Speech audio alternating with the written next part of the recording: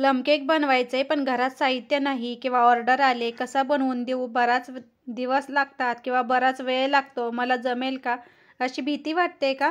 तर काहीच भीती वाटण्याची किंवा काळजी करण्याची काहीच गरज नाही. हा केक जर पाहिलात ना तर 100% काय 200% तुम्हाला केक जमणार आणि हे सगळं केकचं साहित्य तुमच्या घरात असणार.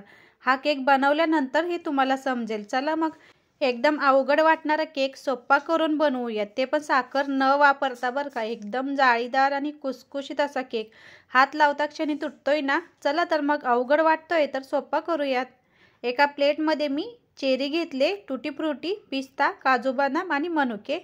सगळं साहित्य आपल्याला बारीक कट करून घ्यायचं. इथे मी ऑरेंज ज्यूस घेतला आहे. 2 ऑरेंज घ्यायचे, मिक्सरमध्ये त्याचा रस काढायचा आणि पाववाटी बारीक केलेली साखर घालून ऑरेंज ज्यूस तयार करून घ्यायचा. आदल्या दिवशी रात्री हे सगळं साहित्य ऑरेंज ज्यूसमध्ये भिजत घालायचं. फक्त आदल्या दिवशी रात्री भिजत घातलं ना तरी पण हे चांगलं मुरलं जातं. आणि जर तुम्हाला अर्जंट ऑर्डर आली तर हे ज्यूस जरासा गरम करायचा आणि त्यामध्ये भिजत घालायचं. 2 तासामध्ये चांगला भिजला जातो. रात्रभर आता हा डब्बा आपण असाच ठेवूयात. दुसऱ्या दिवशी मी सकाळी बघितला तर मस्त असं ऑरेंज ज्यूस शोषून घेतलाय, घट्ट झालं हे आपलं. हे तयार झाले आहे मिश्रण. आता दुसरं साहित्य तयार करूयात आपण, बॅटर यासाठी लागणारं. तर काहीच अवघड नाही, एकदम घरच्या साहित्यामध्ये हा केक होऊन जातो आणि एकदम तितकाच बाहेरच्यासारखा सॉफ्ट आणि टेस्टी लागतो. तर एक मोठा बाउल घ्यायचा बॅटर बनवण्यासाठी. 1 वाटी मी गूळ घेतलाय, बारीक किसून घ्यायचा म्हणजे लवकर असा विरघळला जातो. त्याच वाटीने 1 वाटी पाणी घ्यायचं आणि हा गूळ पाण्यामध्ये विरघळवून घ्यायचा. मी संपूर्ण गूळ पाण्यामध्ये विरघळवून घेतलाय. साखर घेतली तरी चालेल पण गूळ घेतलं की जास्त हेल्दी बनतो केक. याच्यावरती एक पुरणाची चाळण ठेवायची. हा मैदा चाळून घेऊयात. संपूर्ण जेवढं मी साहित्य घेतले तेवढं प्रमाण मी पुढे सांगितलंच आहे, त्यामुळे व्हिडिओ शेवटपर्यंत बघा. तुम्हाला नक्कीच हा केक एकदम सोपा वाटेल आणि सगळं प्रमाण एकदम समजून जाईल. तर मैदा पण मी चाळून घेतला. नंतर कोको पावडर आणि मिल्क पावडर घ्यायची आहे. जे कोरडं साहित्य आहे ते सगळं आपण चाळून घ्यायचं म्हणजे गाठी जास्त होत नाहीत आपल्या बॅटरमध्ये आणि बॅटर छान असं फेटलं जातं पटकन. कोको पावडर आणि मिल्क पावडर पण मी छान अशी चाळून घेतली. विस्कच्या मदतीने मिक्स करूयात. जे आपण ऑरेंज ज्यूसमध्ये सगळं साहित्य भिजत ठेवलं होतं ते पण यामध्ये घालूयात. यामधील जर चेरी किंवा टुटी फ्रुटी मनुके जर नसतील, अगदी 2-3 साहित्य असेल तरी चालतंय. माझ्याकडे काळे मनुके नव्हते त्यामुळे मी नाही घातले. जर तुमच्याकडे काळे मनुके असतील तर जरूर घाला, कारण ते जास्त महत्त्वाचे ह्या केकमध्ये. त्याच डब्यामध्ये मी अर्धी वाटी परत पाणी घेतलं आणि सगळे बॅटर परत एकजीव करून मस्त असं स्मूदी बॅटर बनवायचं आहे. थोडं थोडं पाणी घालत बॅटर बनवायचं म्हणजे गाठी होत नाहीत आणि चांगलं असं आपलं बॅटर फेटलं जातं. आता मी ऑरेंज इमल्शन घेतलं आहे, ऑप्शनल आहे पूर्णपणे. जर ऑरेंजचं इसेन्स असेल तर जरूर घ्या. अगदी मी पाव चमचा घेतलं आहे, नाही घेतलं तरी चालेल. काळी मिरी पूड पाव चमचा, अगदी पाव चमच्यापेक्षा पण कमी वेलची पूड घ्यायची आहे आणि पाव चमचा दालचिनी पूड. तेल 1 पाव वाटी घ्यायचं. आता हे सगळं साहित्य परत 1-2 मिनिटे मिक्स करून घेऊ. एकदमच सगळं साहित्य घेऊन एकदमच फेटायचं नाही, 1-2 साहित्य घालून फेटत राहायचं म्हणजे छान असं हलकं आणि फ्लफी आपलं बॅटर तयार होतं आणि केक जास्त सॉफ्ट होतो. छान असं बॅटर आपलं तयार झालंय. जास्त पातळ पण नाही आणि जास्त घट्ट पण नाही, अशा पद्धतीचं बॅटर बनवायचं आहे. यामध्ये आता मी बेकिंग पावडर आणि बेकिंग सोडा घातला नाही, कारण सुरुवातीला नाही घालायचं, कारण सतत आपण बॅटर मिक्स करत असतो त्यामुळे. आता 1 अर्धा चमचा मी बेकिंग पावडर घेतली आहे आणि पाव चमचा बेकिंग सोडा घ्यायचा. बेकिंग पावडरमुळे जास्त असा केक आपला फुलण्यास मदत होते. याऐवजी जर इनो घेतला तरी पण चालेल. 1 चमचाभर पाणी घालूयात. सुरुवातीला वरून असं बेकिंग पावडर मिक्स करून घ्यायची म्हणजे बॅटरमध्ये पटकन एकसारखी सगळीकडून ही बेकिंग पावडर पसरली जाते. हलक्या हाताने विस्कच्या मदतीने किंवा स्पॅच्युलाच्या मदतीने बॅटर आपल्याला मिक्स करून घ्यायचं. अगदी कमी साहित्यामध्ये आणि घरच्या साहित्यामध्ये मस्त असा हा प्लम केक तयार होतो बरं का. जर ऑर्डर आली तर नक्कीच कॅन्सल करायची नाही. तर स्पॅच्युलाच्या मदतीने मी बॅटर आहे ते मिक्स करून घेतलं. केक टीनमध्ये खाली झेरॉक्स पेपर लावला आणि त्याला वरून तेल लावायचं आणि केक टीनमध्ये सगळं बॅटर ओतून घ्यायचं. जर असं चौकोनी टीन नसेल तर कुकरचा डबा घेतला ना तरी पण चालेल आणि बटर पेपर नसेल तर झेरॉक्स पेपर घ्यायचा. याच्यावरून काजू बदाम आणि मगजबी घालूयात.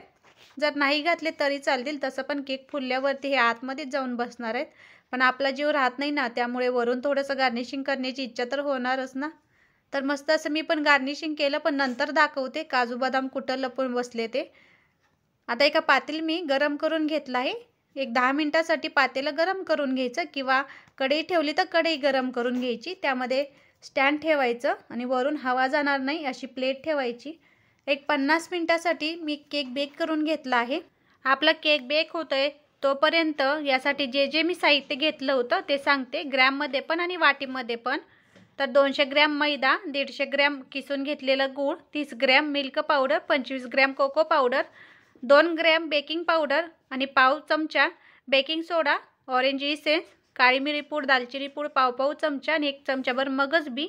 आता वाटीचं प्रमाण म्हणाल तर 2 वाटी मैदा, एक पूर्ण भरून वाटी गूळ घेतला आहे, पाव वाटी मिल्क पावडर, पाव वाटीला थोडंसं कमी कोको पावडर म्हणजे 12 चमचे मिल्क पावडर आणि एक 10 चमचे कोको पावडर घेतली, अर्धा चमचा बेकिंग पावडर, पाव चमचा सोडा, ऑरेंज इमल्शन घेतलंय, पूर्णपणे ऑप्शनल आहे, काळी मिरी पूड पाव चमचा आणि दालचिनी पूड पाव चमचा आणि 1 चमचाभर मगज बी. वाटीमध्ये आणि ग्रॅममध्ये पण मी तुम्हाला प्रमाण सांगितलं आहे. तेल मी 25 ग्रॅम घेतलं होतं, चमच्याने म्हणाल तर 10 चमचे तेल घेतलं होतं. मला केक बेक करण्यासाठी 50 मिनिटे लागली. तुम्ही जितकं साहित्य घेताय त्यानुसार केक बेक करण्यासाठी वेळ कमी जास्त लागू शकतो. जे मी काजू बदाम टाकले होते ना, ते केक फुलल्यामुळे छान असे आत लपून बसले, मगज बी वरती आले आहेत, कारण मगज बी हलके असतात ना म्हणून. तर आपण गॅस बंद करूयात आणि केक टीन हा जो आहे तो बाहेर काढून संपूर्ण थंड करून घ्यायचा. पण ते म्हणतात ना, शिजेपर्यंत दम निघतो आणि निवेपर्यंत दम निघत नाही. माझं पण तसंच झालंय बरं का. इतका छान वरून केक दिसतोय ना, कोमट असतानाच हा मी केक टीनमधून बाहेर काढला, तरी पण मस्त असा बाजूला निघाला. कारण इतका छान केल्यावरती कुणाला पण खाण्याची इच्छा होते की नाही, म्हणून कोमट असतानाच मी केक टीनमधून बाहेर काढला, पण मस्त असं बाहेर निघाला आणि एकदम जाळीदार असा आपला हा केक तयार झालाय. लगेचच बाहेर पण निघाला, कारण छान बेक झाल्यामुळे अजिबात केक टीनला चिकटत नाही, किंवा आपण झेरॉक्स पेपर घातल्यामुळे. आता अलगद आपण हा झेरॉक्स पेपर काढून घेऊयात. जे आता आपण चेरी, टुटी फ्रुटी, मगज बी आणि जे पिस्ता, काजू बदाम टाकले होते ते वजन असल्यामुळे केकच्या खालच्या साईडला जाऊन बसले केक बेक होताना. परत सरळ करून घेऊयात. केक एकदम जाळीदार तयार झालाय, जसं ढोकळा आपला तयार होतो तसाच. काहीच अवघड नाही. आपल्या स्वतःवर जर विश्वास ठेवला ना, तर अवघड वाटणारी गोष्ट पण एकदम सोपी जाते. जर वाटतंय तुम्हाला प्लम केक बनवायचा आहे पण जाळीदार जमत नाही, काळजी करण्याचं काहीच कारण नाही, नक्की बनवून पहा. जर बेकिंग पावडरवरती विश्वास नसेल तर 1 पॅकेट इनोची पुडी घाला, अगदी जाळीदार केक 100% होणार आणि काहीच चूक होणार नाही. मी जेवढं प्रमाण सांगितलं एवढ्या प्रमाणात जर केक बनवला तर आरामात 900 ग्रॅम केक तयार होतो. अजून वाफ निघते, कोमट आहे आपला केक. मस्त असं जाळीदार आपला केक तयार झालाय. कोणताही केक बनवताना किंवा ढोकळा बनवताना अजिबात घाबरायचं नाही. फक्त बॅटर जर व्यवस्थित आपण फेटलं आणि एकदम प्रमाणाने घेतलं ना, तर नक्की केक किंवा ढोकळा आपला चांगला होतो. नक्की ट्राय करा क्रिसमस स्पेशल प्लम केक, किंवा ऑर्डर जर आली तर ऑर्डरला पण नक्की बनवून द्या. मस्त जाळीदार केक तयार झालाय. फ्रीजच्या बाहेर 3 ते 4 दिवस आरामात टिकतो. छोट्या साईजचे अर्धा किलो प्रमाणात जर तुम्ही 2-3 केक बनवून ठेवले अगोदर तरी पण चालतील. नक्की ट्राय करा आणि हा व्हिडिओ कसा वाटला मला जरूर कळवा. लहान मुलांना पण अगदी आवडतो आणि हेल्दी आहे आपण गूळ वापरल्यामुळे. जर आवडला असेल तर चॅनलला लाईक, शेअर, कमेंट पण करा आणि नवीन असाल तर सबस्क्राईब पण करा. दुसरा पण मी केक तोडून दाखवते.